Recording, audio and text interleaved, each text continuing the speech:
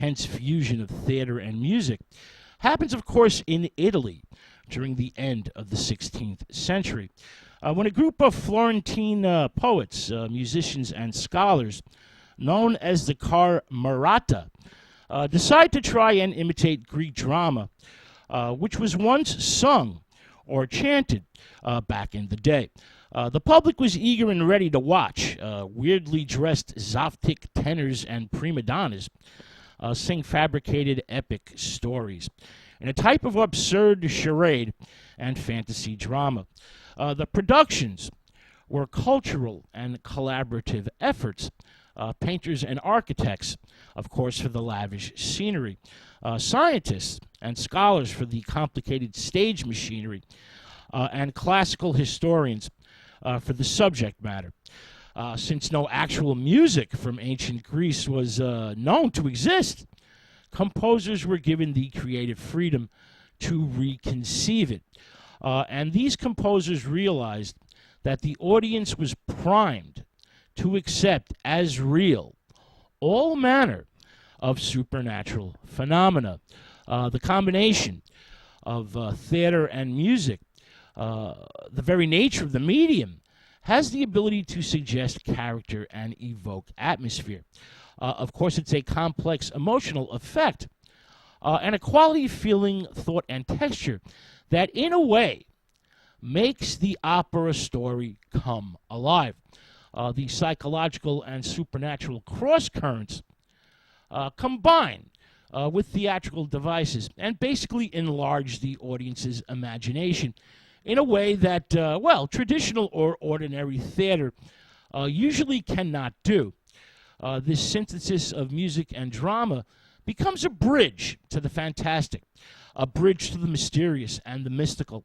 And sometimes the vocals and orchestrations can directly touch a listener's mind, body, and soul. The composer, who is a type of theatrical wizard, creates, of course, along with the singers, musicians, and technical crew, an operatic manifestation that can range from the delicately spectral to the shockingly visceral. Now, the earliest opera subjects were, as I mentioned, Greek myths, stories with a supernatural and allegorical point, stories from the distant past in which morality and truth were usually triumphant at the final curtain.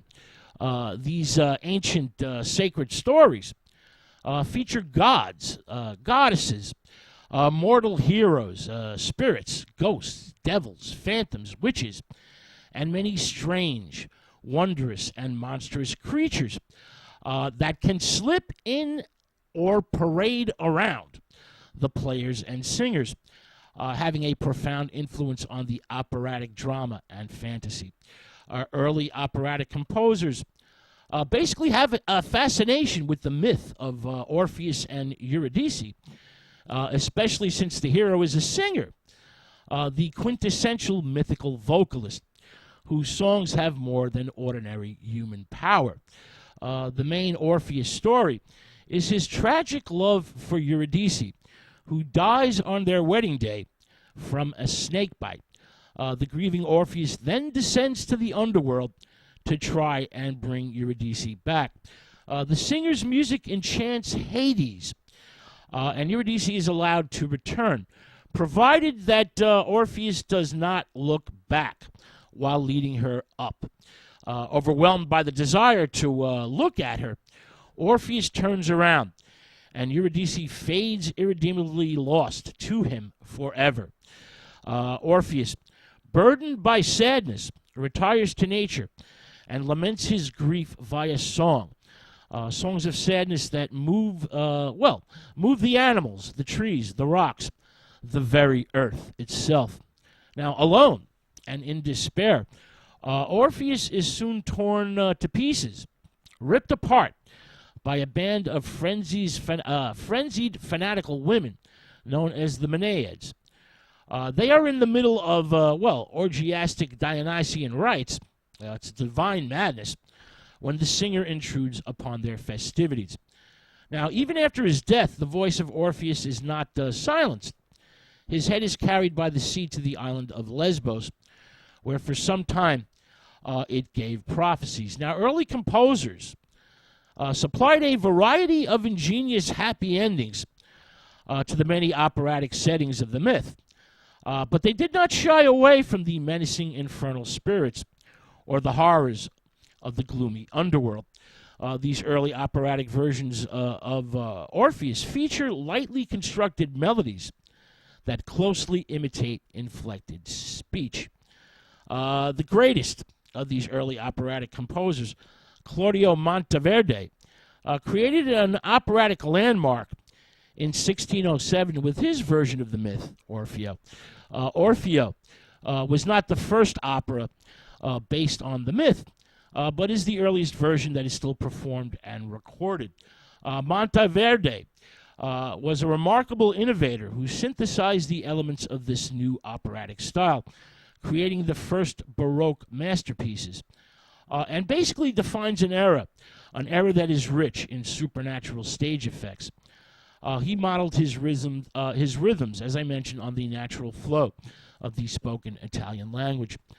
In the key aria, Posente Spirito, Orpheus overcomes the powers of Hades and death by his supreme vocal effort in a highly embellished song. The orchestration is boldly coloristic, and the somber voices of the infernal spirits combine with the densely scored bass instruments, organs, and trombones. Now, in the next century or so, hundreds of operas are produced, but few, if any, can touch Claudio Monteverde. Only a handful of these operas are known today. A typical opera from this period was basically just a series of showy arias featuring vain star singers who maneuvered precariously among the elaborate stage sets. A bunch of illuminated scenes, essentially, with tenuous connections to the basic story. Now, England, who is isolated from the furious opera productions happening in Italy, manages to produce a simple, in style,